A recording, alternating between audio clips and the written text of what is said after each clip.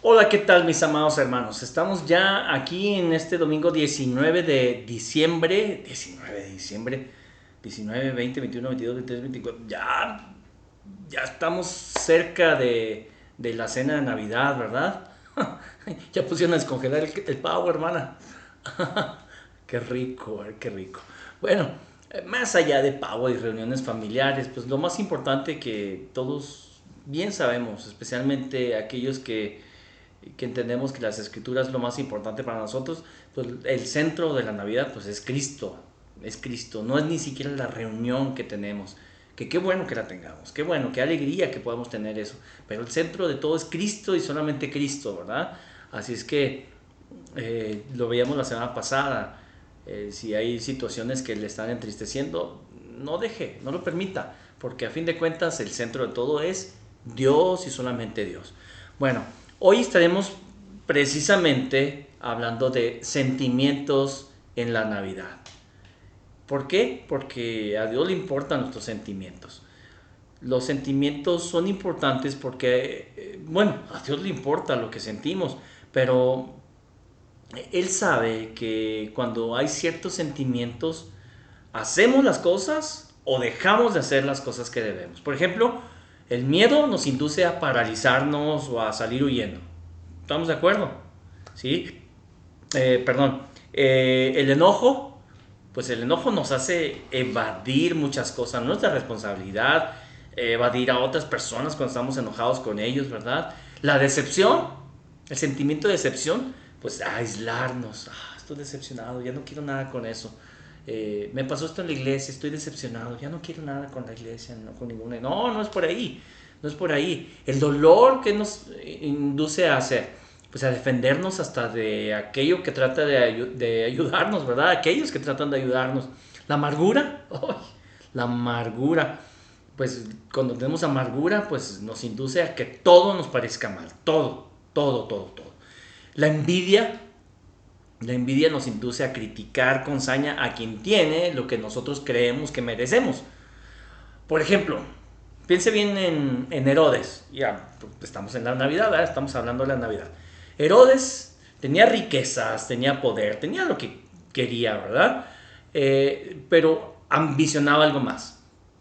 Ambicionaba tener un reinado perpetuo, un reinado que no se terminara, así como le había sido profetizado al futuro rey de Israel. Y como no lo conseguía, incluso se vio en peligro de que se lo quitaran. Tantito vio a sus hijos, sí, a dos de sus hijos, los vio que por ahí andaban haciendo ciertas intrigas, pues entonces se los ejecutó. Les dio un matarile, lileron, ¿sí, verdad? Así es. Les dio matarile. Bueno, este, eso es lo que provoca la envidia, un sentimiento tan terrible. Es más, ya ven que no solamente mató a sus hijos, mató a todos los niños menores de 2 años.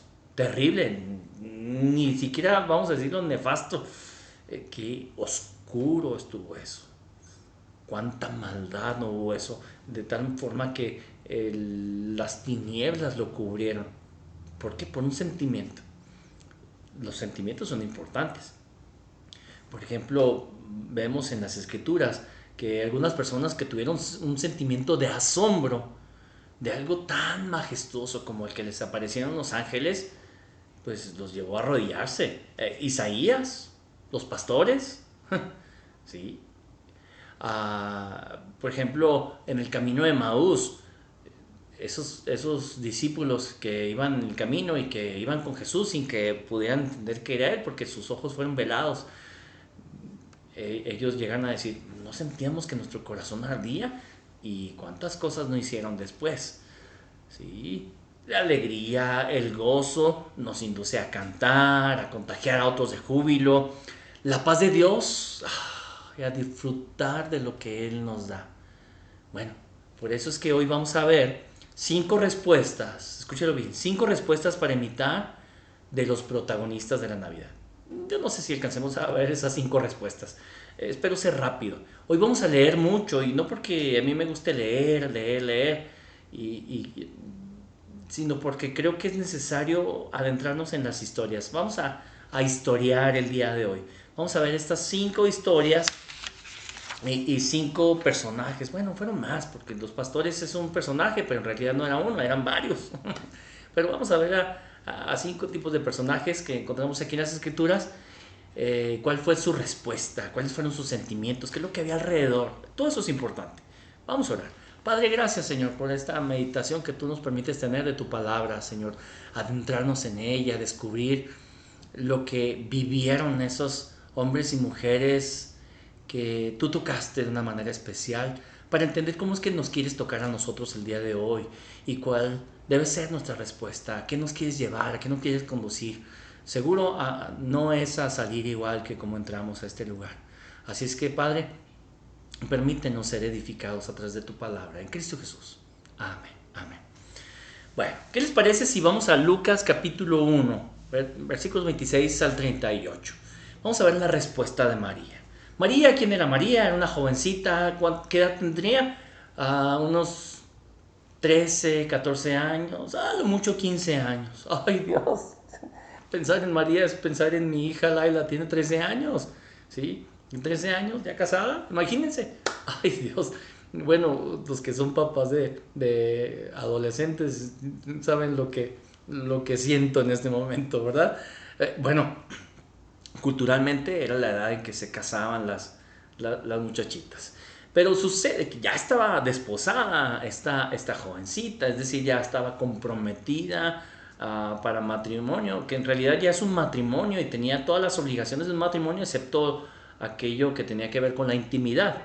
Ya tenía que respetarlo al 100%, obedecerlo al 100%, excepto en aquello que tiene que ver con la intimidad, el vivir juntos, ¿sí? Pero dice aquí en la escritura, en el capítulo 1 de Lucas, que era ya el 6.º mes, después de que se había embarazado esta Elizabeth, su prima, ¿verdad? Dice aquí que fue enviado por Dios el ángel Gabriel a una ciudad de Galilea llamada Nazaret. Y estamos hablando de una ciudad, no era cualquier aldea, era una ciudad muy al norte, ese lugar llamado Nazaret. ¿Y a quién fue? A una virgen desposada con un varón que se llamaba José. José. Sus amigos le decían Pepe, no, no creo, allá no se utilizaba eso. Pero era de la casa de David, de la familia de David. Y el nombre de la virgen era María. ¿Por qué el énfasis en la virgen? Porque no había tenido intimidad todavía. Y sucede que entrando el ángel en donde ella estaba, dijo, salve, muy favorecida. Imagínense, María, una jovencita de 13, 14, 15 años, estando en su casa, tal vez era la noche o estando apartada por ahí, donde ella estaba. No sabemos en qué parte de la casa, hacia afuera o a un lado, pero donde ella estaba, dijo, salve, muy favorecida. Imagínese que le dicen a usted, hermana, imagínese que tiene usted 13 años. Ay, ¿se acuerda cuando tenía 13 años? ¿Sí? Acuérdese. Y de repente le llega un ángel. Y cuando estamos hablando de un ángel, seguramente una sensación de escalofríos en su cuerpo. Estamos hablando también de tal vez sus ojos no aguantan el resplandor de ese ángel. ¿Por qué? Porque ese resplandor venía no del propio ángel, sino era por haber estado tanto tiempo en la presencia de Dios, ¿sí? De la pureza, la majestad, el poder, ¿sí? Entonces este ángel resplandecía. Y seguramente también, pues al estar en la presencia de Dios, algo, su cuerpo, una paz, pero a la vez asombro, no sé, pero unas palabras muy extrañas. Salve, muy favorecida. Y ella se preguntará, o se preguntaría en ese momento, ¿y esto qué significa? bueno. Y luego le dice, el Señor es contigo, bendita tú entre las mujeres. ¿Por qué me dice esto? Bueno, simplemente le pasó en su cabeza, muy posiblemente, no lo dice aquí la Biblia, pero seguramente esto le pasó. Y luego dice, mas ella, cuando le vio, ocurrió algo. Sentimiento, aquí está, primer sentimiento, se turbó. Ay, y por turbación, entendemos de que le agitó su respiración seguramente, se enrojeció, la sangre, o no, no sé, es más, no creo que se haya enrojecido, más bien ocurrió al revés, se le puso blanca la cara, la sangre se fue a las extremidades como para prepararse para algo, ¿sí? Se turbó por sus palabras y pensaba, ¿qué salutación sería esta? Entonces, el ángel le dijo, María, no temas. Y si le dijo no temas, es porque la vio temerosa. ¿Usted cómo estaría? ¿Temerosa, hermana? ¿Estaría temerosa? Varones, espérenme, no se adelanten, ahorita les va a ustedes. ¿Sí? ¿Temerosa? Bueno, si le dijo temerosa es porque seguramente la vio, la percibió el ángel temerosa. Y entonces, dice aquí, no temas, porque has hallado gracia delante de Dios. Eso significa, ¿sí? La gracia de Dios, ¿sí? El regalo de Dios, de algo que no mereces. Eso es la gracia, ¿eh? Eso es la gracia, algo que no mereces. Si usted pensaba que María era la única merecedora de que Jesús, de que llevara en su cuerpo a Jesús, no creo que sea muy acertado, ¿sí? Entonces no sería gracia. Si es merecedora, dejaría de ser gracia, ¿sí? Sería, si es merecedora, tendría la recompensa, el pago justo por lo que ella es o por lo que ella hizo. Pero al ser gracia, María estaba recibiendo algo que no merecía. Que quede claro eso, ¿sí? Que quede claro. Es porque el concepto de lo que es gracia, y lo encontramos a lo largo y ancho de las escrituras, es recibir algo que no merecemos. Así es que es lo primero que nos debe quedar claro. Y ella había sido, había hallado gracia delante de Dios. Y luego, ¿qué más dice? Ahora, dice la escritura, y ahora concebirás en tu vientre y darás a luz un hijo y llamarás su nombre Jesús. Y este será grande y será llamado Hijo del Altísimo. Y el Señor Dios le dará el trono de David su padre y reinará sobre la casa de Jacob para siempre. Y su reino no tendrá fin. Imagínense la cara de María. Imagínense la cara de María. Entonces María dijo al ángel, ¿cómo será esto? Pues no conozco varón, es decir, no he tenido intimidad con un varón. O sea, apenas va a pasar o cómo va a ser. En pocas palabras, ¿verdad? ¿Quién va a ser ese rey? Pues, yo ya estoy desposada, pero pues ¿quién va a ser? Digo, ¿quién va a ser ese padre de ese Mesías? De ese hombre especial que viene de parte de Dios. ¿Quién será? No he conocido varón. Ah, pero resulta algo más sorprendente aquí. Dice aquí, respondiendo el ángel, le dijo, el Espíritu Santo vendrá sobre ti. O sea, en ese momento todavía no había venido sobre ella. Era el anunciamiento de lo que iba a pasar. Y el poder del Altísimo te cubrirá, así como una gran sábana que le cubre a ella. Así era la idea. Y el Espíritu Santo te cubrirá con su sombra, por lo cual también el santo ser que nacerá será llamado Hijo de Dios. Y esa frase la encontramos en todo el Nuevo Testamento de una forma especial. Hijo de Dios. ¿Sí? Y en nuestro entendimiento occidental no alcanzamos a comprender lo que significa ser hijo de alguien, ¿sí? Hijo de alguien. Yo creo que hay algo que alcanzamos por ahí a comprender nosotros los hispanos y más los mexicanos, Tal vez usted ha visto, y tal vez es un ejemplo burdo, pero voy a decirlo, una película de Pedro Infante, cuando les decía, hijos de María Morales. ¿Por qué hijos de María Morales? Porque esa María Morales era tremenda y ellos eran igualitos a ella, tenían la misma esencia de su mamá. María Morales, una mujer tremenda en el pueblo. ¿Sí?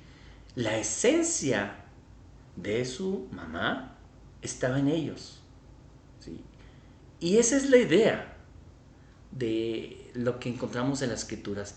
La esencia, perdón por el ejemplo, ya sé que está muy burdo, lo sé, pero bueno, es algo que va un poco más con nuestra cultura.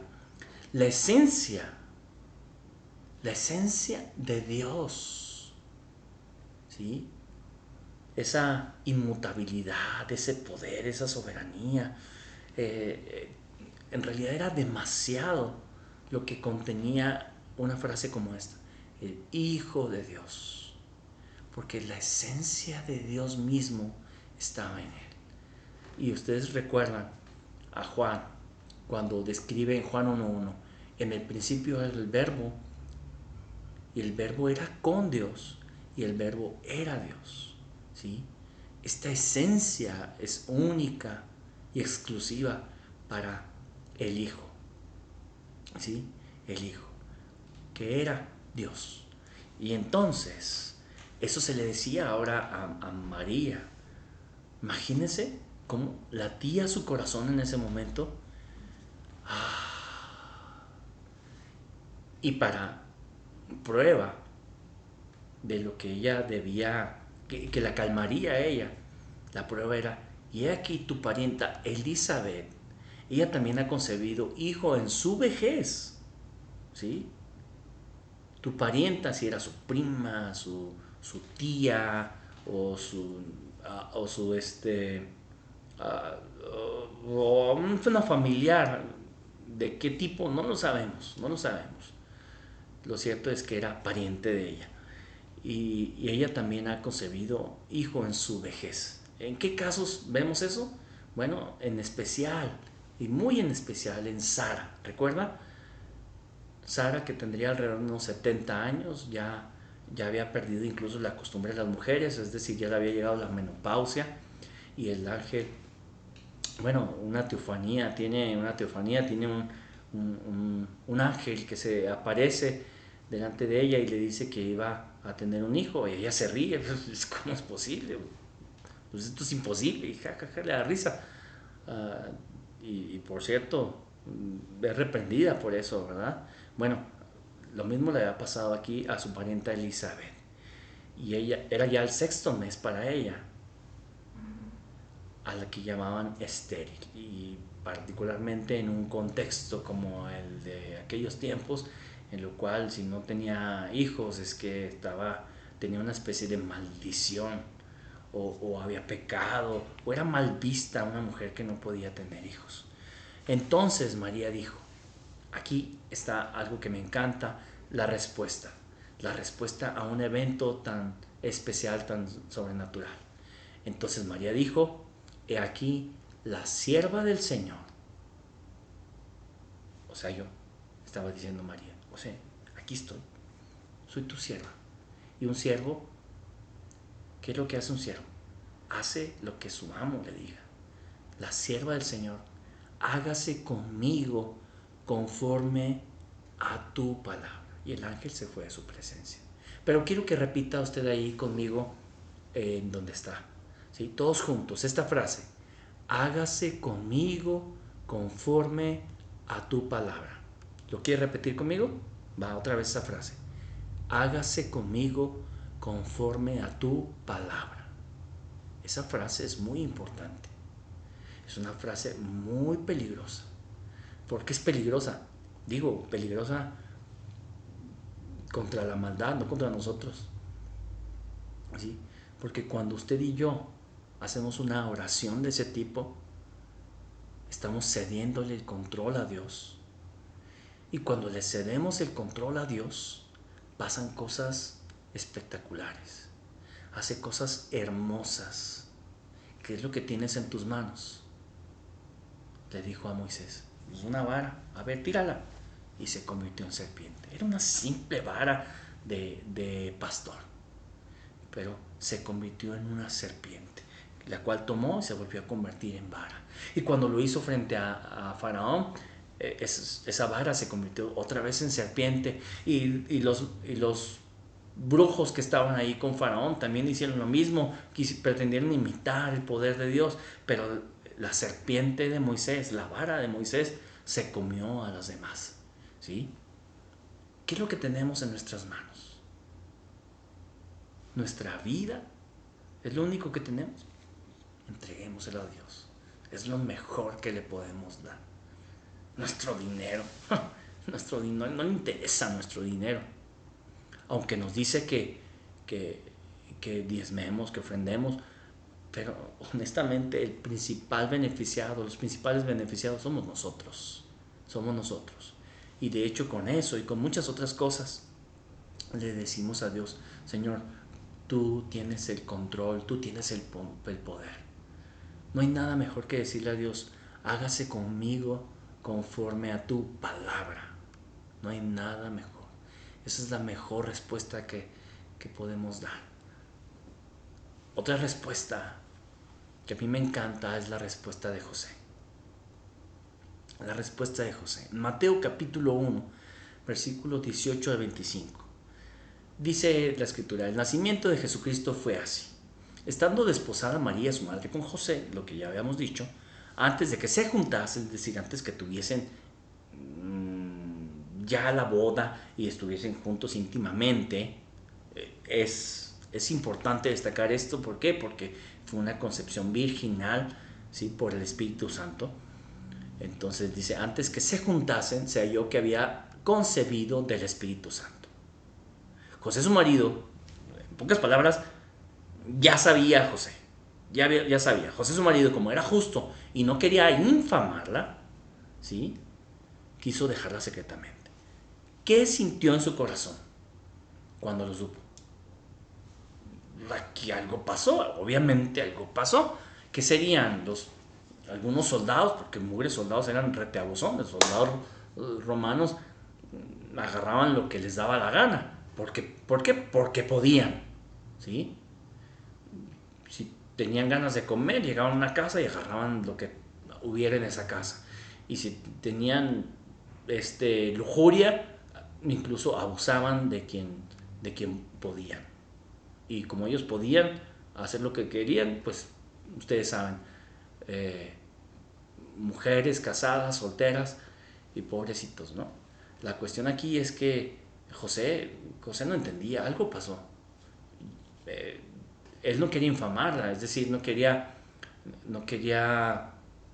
decir acusarla, porque acusarla implicaba algo más, implicaba que la iban a apedrear, ¿sí? Iba a ser lapidada, creo que esa es la palabra, es decir, iba a ser puesta en el patio o allí en las calles y todo el mundo con piedras a matarla a pedradas.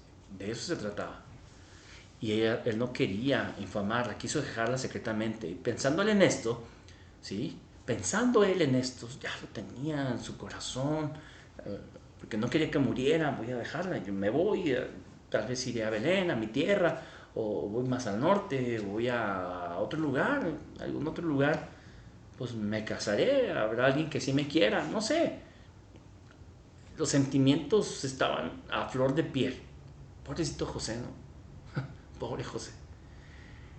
Y pensando él en esto, he aquí un ángel del Señor le apareció en sueños. Fue en sueños que le apareció. Y le dijo, José, hijo de David, no temas recibir a María tu mujer, porque lo que en ella es engendrado del Espíritu Santo es. No temas a recibirla, no temas a tenerla como esposa. ¿Sí?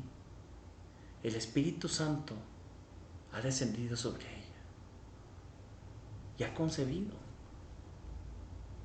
Y darás a luz un hijo y llamarás su nombre Jesús, Yeshua, Yeshua en hebreo, Yeshua, porque él salvará a su pueblo de sus pecados.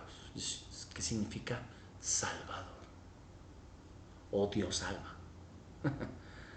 Todo esto, versículo 22, todo esto aconteció para que se cumpliese lo dicho por el Señor por medio del profeta cuando dijo: He aquí, una virgen concebirá y dará a luz un hijo, y llamará a su nombre Emmanuel, que traducido es Dios con nosotros. Y despertando José del sueño, hizo como el ángel del Señor le había mandado, y recibió a su mujer. Pero no la conoció hasta que dio a luz a su hijo primogénito y le puso por nombre Jesús. Qué hermoso relato, ¿verdad? Qué hermoso relato. Pero piensa en esto. La recibe, es decir, se casa con ella, ya están en casa, pero no tuvo intimidad con ella hasta que hasta que dio a luz a su hijo. Eso, es decir, que lo hizo más adelante. Ese hasta significa que más adelante intimó con ella, porque pues eso es lo que correspondía como buena mujer casada, ¿sí? Y en este caso, yo quiero que nos centremos en esto. Recibe a María, está José frente a un suceso tan grande. ¿Por qué tan grande? Porque él, que era hijo de David, y María, que también era descendiente de David, recibirían al Mesías, al Hijo del Altísimo. ¡Wow! ¿Usted cree, o mejor dicho, no cree usted que en algún momento de su vida, en esos días, él pudo haberse sentado por ahí en una piedra, o haber subido a un cerro, o estar en su habitación diciendo: ¿quién soy yo, Señor? ¿Quién soy yo? Soy solo un carpintero. He construido esta casita que es apenas un cuartito hecho con piedras, con unos cuantos muebles que yo hice, porque pues soy un carpintero y es todo lo que puedo hacer. No tengo oro, no tengo plata, no tengo grandes terrenos o negocios. Soy un simple carpintero. ¿Y qué has hecho? Me has dado a mí el privilegio de cuidar, de darle nombre, de educar a tu hijo, de enseñarle a leer, de enseñarle sus primeras palabras. Qué hermoso, ¿no? Eso es gracia, gracia de Dios. José no lo merecía, lo recibió por gracia. ¿Y cuál fue la respuesta de José? Versículo 24. Hizo como el ángel del Señor le había mandado y recibió a su mujer. ¿Qué significa esto? Significa obediencia incondicional. El último que vamos a ver. Creo que no vamos a ver los 5 que había dicho. Vamos a ver la respuesta de los pastores. Lucas 2, del 8 al 18. Y había pastores en la misma región que velaban y guardaban las vigilias de la noche sobre su rebaño. Y aquí se le presentó un ángel del Señor, y la gloria del Señor los rodeó de resplandor, y tuvieron gran temor. Piense en estos pastores, tal vez andrajosos, un poco apestosos, estaban allá en el campo por días. Ustedes creen que se bañaban, y con el frío menos, ¿sí? Eran vistos como poca cosa. ¿Por qué? Porque lo único que hacían, y por decir lo único que hacían, que para muchos es muy poca cosa, era llevar a sus rebaños allá a los pastos, a donde había buenos pastos, donde había agua, ¿sí?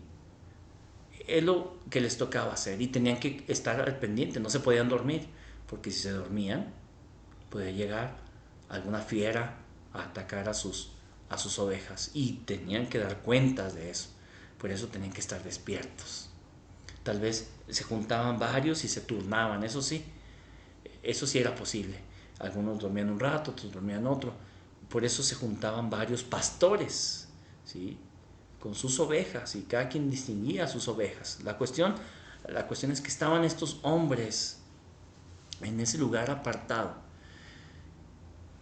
y la gloria del Señor los rodeó de resplandor. ¿Por qué? Porque se apareció un ángel del Señor. Y les dijo: os doy nuevas de gran gozo, no temáis, no teman. Nuevas de gran gozo que será para todo el pueblo, que ha nacido hoy, es decir, ya nació en la ciudad de David un Salvador, que es Cristo el Señor. Cristo significa Mesías, el Mesías que tanto esperaban, ese Mesías del cual todo el pueblo tiene, en el cual todo el pueblo tiene esperanzas de que les traiga la paz que ustedes necesitan. Ya ha nacido en la ciudad de David.